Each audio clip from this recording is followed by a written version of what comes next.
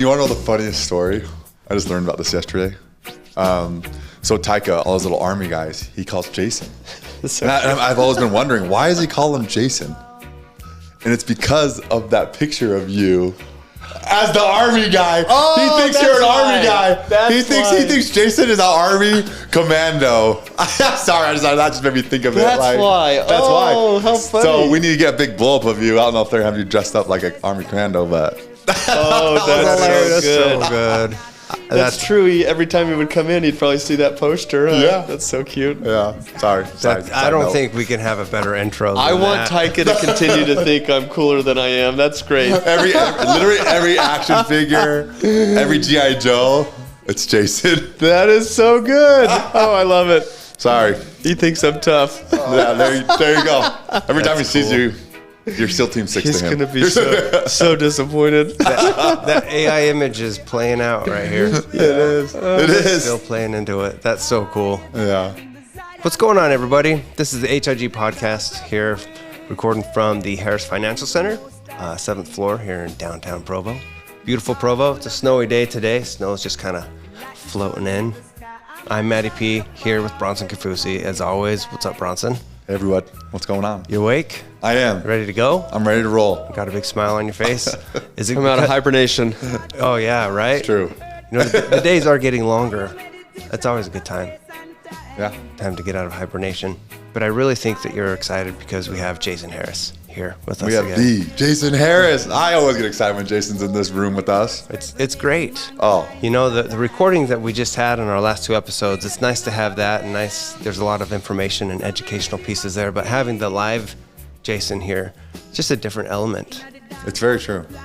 It's very true. I think people really enjoy learning from Jason. I mean, I know I have. That's the one thing that really struck me when I first met Jason was his ability to teach. And so having the last 2 episodes, if you guys go back and look, it's all about, taxes and how to play that game and using real estate to win at that game. And I don't think there's a better person to set that playing field. There probably is, but I learned a lot in wealth management, working with some family offices and high net worth individuals. But I've also been a nerd of wanting to study the tax code. Not many people are willing to spend their night reading different tax law and tax court cases. And for me, reading books on tax strategy and wealth strategy, taxes are our biggest expense. And so anything that we can do to find a way to minimize our tax drag and tax burden would prove worthwhile if you're trying to, achieve the best return on investment. And so for me, it's been something that I've pursued, I've looked at, I've studied, I've analyzed, I've strategized with many others that are far more successful than me, and that's really helped me come up with my own roadmap of what I think are the best tax strategies, deductions, and credits available in the tax code. So, well, that's great. Bronson and I, we were talking a little bit earlier today about depreciation. Oh, I am so excited to talk about 2025 depreciation. MattyP's talking about right here. Because it's exciting. No, MattyP is right. It's so exciting. And I think 2025 is, like you just mentioned the word roadmap. Like looking at 2025 on, the tax side, what is the roadmap in your mind? Like what's gets you excited for 2025? Well, there's still some unknowns, right? Mm-hmm. We know who our new president will be, and the administration, how that sits. We know what their goals are, some of their agenda, what they're likely to want to push for. But we haven't yet seen a proposed bill, and there's a lot to still be determined in that bill, and we'll have both sides of the party that are going to negotiate until something's determined. However, we do know last time President Trump was in office, the Tax Cut and Jobs Act of 2017 rolled out, which did incorporate some meaningful tax deductions and tax benefits for business owners and for real estate investors. And so one thing that I loved that came out was bonus depreciation loss. There was already depreciation benefits when you owned rental real estate, but it became significantly better in this act. And I think Mike Johnson, Speaker of the House, just recently proposed and said that it's very likely that we'll see an extension of that the Tax Cut and Jobs Act again. So what that would mean is 100% bonus depreciation once again, whereas right now we've been seeing a phase out take place. So anything on a cost segregation study now in 2025, if nothing changes, we would see a 40% bonus benefit of those short-term life items. And so if you've ever done a cost seg study on a rental or real estate project, anything that's a 20-year life item or less qualifies for bonus, but whatever's determined as value of those shorter life items, you'd only be able to take 40% of that value in the first year. And that's a 2025. That's 2025. 2024, it was 60? 60% of those same life items. 2023, 80. And before then that, it was 100. 21 and before was all 100%. And they're bringing it back to 100? Or they're talking about it? It's possible. I would even say it's likely. It's likely. That's a huge benefit, though. Even last year in 2024, early in the year, the House passed a bill that was going to retroactively bring back 100% bonus. And so that was already passed, working its way to the Senate. And I think too many tax returns and other items that were needed to be discussed got in the way and prevented anything from actually happening. But I think it's very likely that we'll see a bill passed this year. And most likely in that bill, there'll be a 100% bonus benefit once again. And so it's a big thing for real estate, not just the real estate we look to buy and purchase in truck stops, gas stations, multifamily, but all forms of real estate will see a nice upswing. And with that, perhaps more capital inflows that will want to go towards that asset class, where there may be incentives for investors to take their money into other options. With these meaningful tax benefits, we may see a wave of money that would want to come back into real estate again. So I am excited. I'm anxious to see what takes place. But in the meantime, there's still phenomenal tax benefits that we actively try to strategize to use for our investor partners and for those looking to try to grow wealth tax efficiently. So talk to us about specifically. We know it'll be so great from the broader view. Anyone in real estate will benefit. Or who is into investing into real estate. Harris Investment Group, how does it play with Harris Investment Group, the strategies here with what we do with the gas stations, the multifamily, but specifically probably gas stations? How does that play for us in our strategy? Yeah, first and foremost, we're an asset management firm trying to drive strong returns in our underlying assets. That is our number one goal. However, we recognize as a part of that, if we can generate tax savings or tax shelter benefits to our investor partners, that's a meaningful part of what they could otherwise say is part of the return and the experience that they're achieving by working with Harris Investment Group. And so most of the time we're focused on forced depreciation opportunities, cash flow, and principal reduction as the three pillars of how we generate IRR or return for investors. But the fourth component can be the tax savings. And I think we do a better job perhaps than some peer groups that we could be compared to in generating meaningful tax shelter benefits and hopefully teaching them to our investor partners on how those could be utilized. And so, we're looking for assets that we can generate big upfront tax shelter benefits and pass those through to our limited partners. Truck stops, gas stations, and car washes tend to be the highest of all real estate projects and assets that you can look at because they qualify for 20-year life items or less on the full purchase price minus land.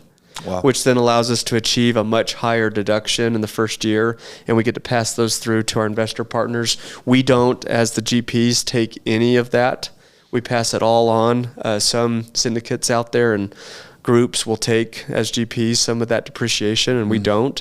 We'd like our limited partners to benefit from that. And so you have these scenarios where someone sells a business, and they're coming into a large capital gains event.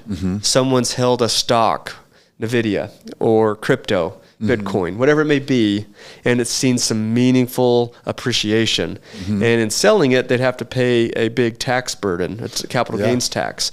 Well, they could utilize this big depreciation loss benefit to offset the taxable event if they can utilize that loss as an active loss. And so that's something that, we have a portion of our investor partners who work with us that take active status, and then they're able to use those losses in a more meaningful way to shelter the big sale of some of these events, taxable events, and or their strong W-2 wage, which is also a really, really exciting news for someone that's a strong W-2 earner, because most W-2 employees don't have very many tax deductions that they can use in the tax code. That's meant more for investors, for big business owners, small business owners, and such. And so when they find there's a way for them to shelter their income at ordinary income rates, that becomes a very meaningful tax benefit as well. Oh, wow. That's amazing. I think that's exciting because I remember the first time I learned about depreciation in real estate and using the real estate professional designation. I had never heard about it. And I used to ask myself why. And it just was, I didn't know anyone that did that, honestly. So it is very exciting. 2025 is very exciting. With that, this is just hypothetical. If it goes to 100%, that tax benefit is huge because it's already strong right now, right? Even 2025 is at 40. Last year was at 60. It goes to 100. That is like, wow. What does that mean with the gas stations? Let's put it in perspective. We had a deal that was a $22 million truck stop purchase price amount. I believe we put $8 million of equity into it for the down payment, closing cost, and a little cash reserves. Of that $22 million, let's break it down. Let's just say $2 million is allocated to the land value, and the remaining $20 million is allocated to the building, the equipment, and the infrastructure. That $20 million allocation then qualifies in the cost segregation study as a 20-year life item or less, which allows it to be bonused. If bonus was 100%, that means all $20 million we could take as a first-year write-off. Well, because of leverage and the ability for us to go get bank financing, we only had to put up $8 million to control a $22 million asset and achieve a $20 million write-off. So if you can get $20 million as a write-off with only $8 million of equity, you're looking at a 1 to 2.5 ratio, or 250% depreciation loss to equity invested. Now, Bronson, that is phenomenal for people who are in the highest tax rate or a high tax bracket. Let's just say, someone out there's 37% federal, which is the highest tax bracket, and say they live in Utah, 5% state. That's a 42% tax rate. Now, for simplicity, I'm just going to say 40% tax rate then. If you happen to have someone who was earning very strong wages and had a very big year, and they sold their company, whatever it may be, and they actually had a $20 million tax burden, you could take this $20 million loss and offset the $20 million capital gains. And if you're in the 40% tax rate, 40% on $20 million of taxable income is $8 million. So what I'm saying is, we had people in 2021 and before who could have taken the $8 million tax burden that they would have given to the IRS and literally instead go and buy a truck stop, generate a $20 million loss that shelters the $20 million taxable income, and save the $8 million that they would have had to pay the IRS, but use it as their down payment and equity to invest in a truck stop. Now they don't pay any taxes on the $20 million, and they've gotten all $8 million back from tax savings. So they're net zero in the investment, pretty much removing most of the risk from the investment itself, day one, before the investment's even performed, before appreciation, is that a cash cheat code? flow, principal reduction. It does. For most people who aren't aware of rep status and depreciation, it seems too good to be true. It does. And so it requires several conversations with their tax professional, with their wealth advisors and attorney.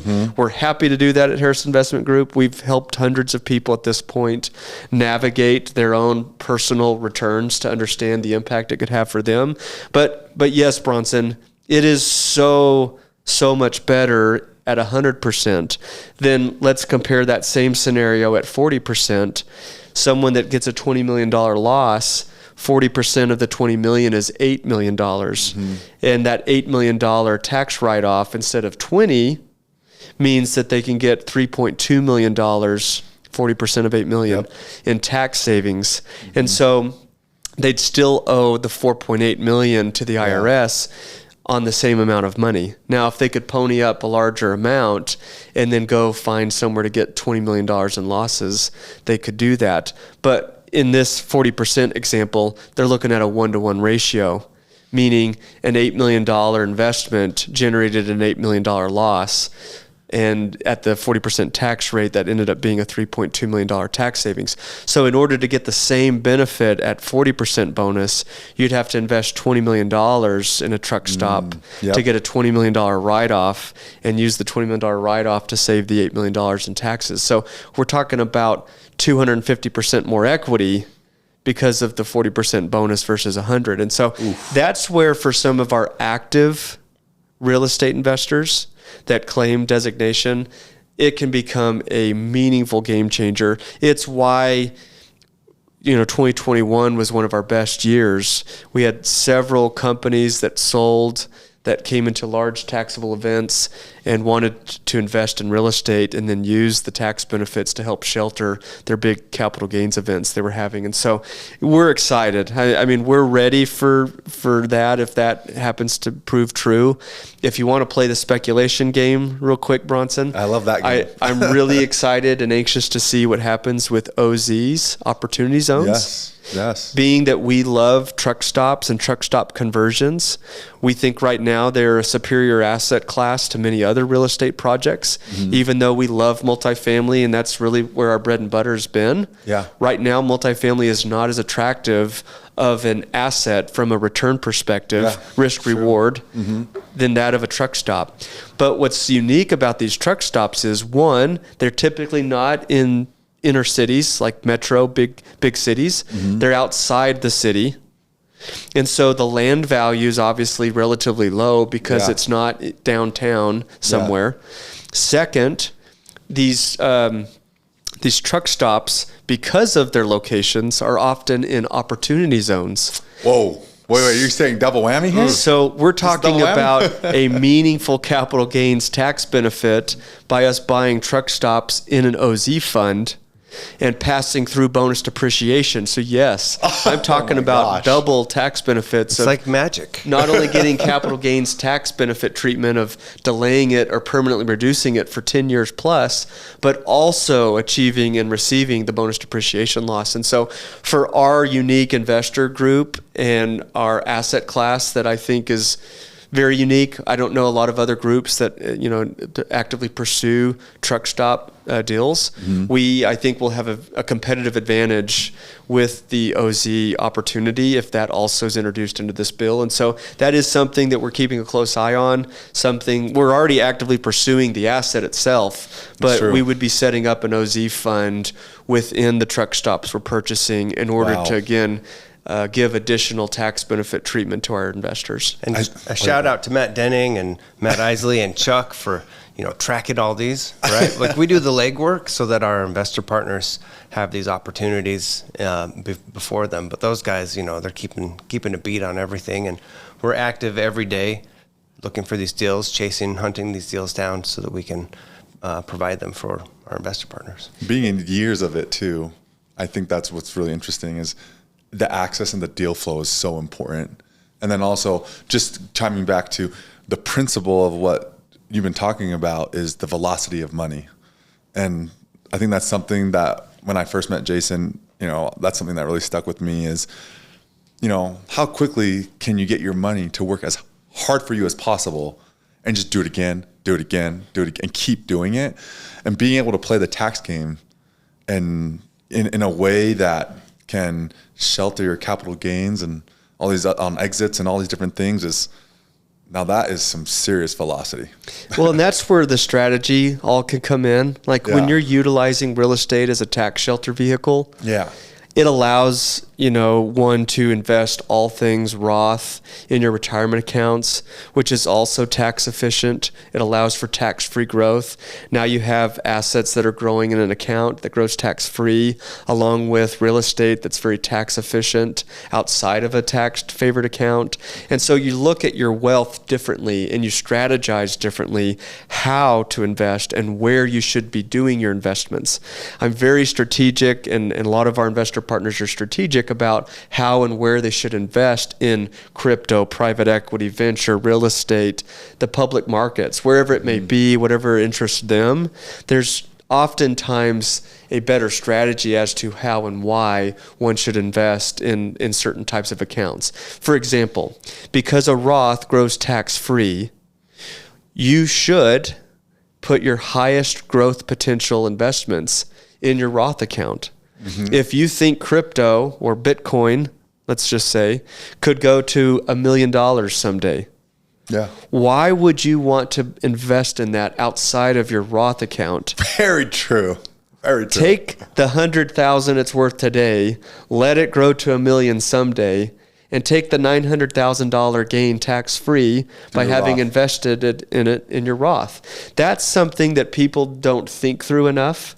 And I know there's some who speculate that there's not going to be any taxes on crypto. That may or may not prove true. But in principle, my point is one should take their best growth investments and utilize the tax-free growth component of a Roth and buy their best, speculative growth investments within it.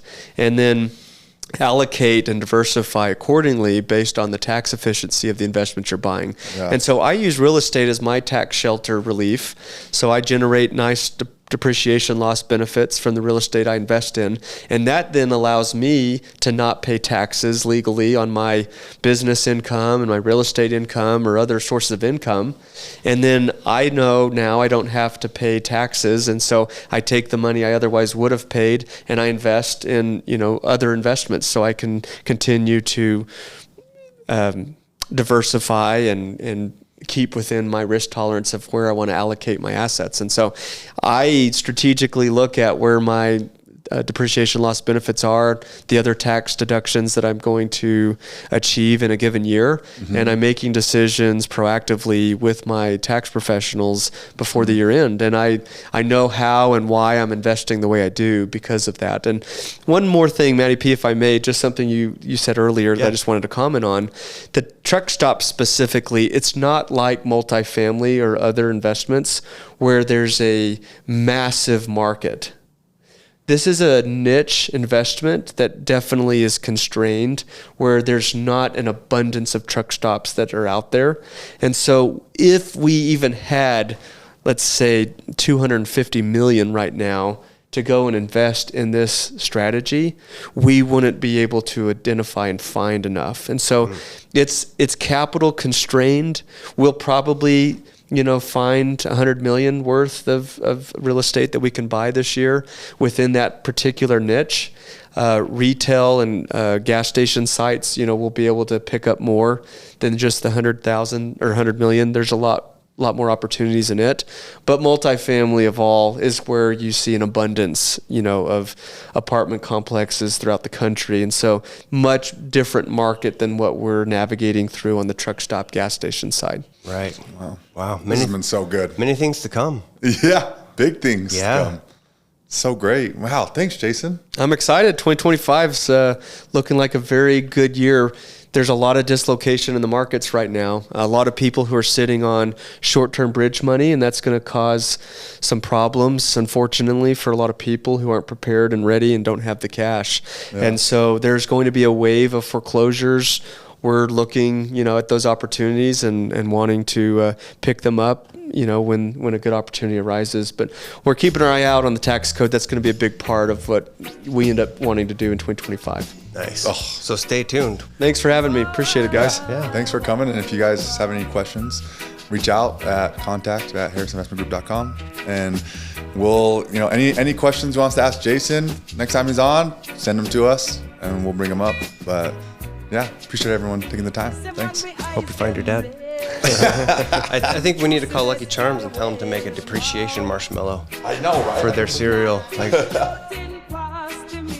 The HIG Podcast expresses the views of its participants and may not represent the views of Harris Investment Group. The views discussed are subject to change without notice, and Harris Investment Group has no duty or obligation to update the information contained herein. It should not be assumed that past investment performance discussed on the HIG Podcast is an indication of future results. In other words, wherever there is the potential for profit, there is also the potential of loss. This is the very nature of investing.